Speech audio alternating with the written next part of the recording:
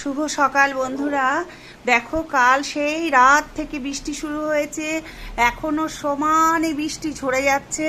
ভীষণ ভালো লাগছে, কেন প্রচণ্ড গরম, এত তাপ রোদের, সব কিছুকে একদম দূরে সরিয়ে দিয়ে সুন্দর বৃষ্টি, মেঘলা আকাশ।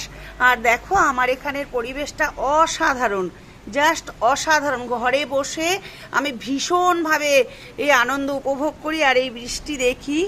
আজ বৃষ্টির দিনে আমার ব্রেকফাস্ট হয়ে গেছে, দুপুরে রান্নারও সেরকম একটা ঝামেলা নেই, তো খুব ভালো লাগছে।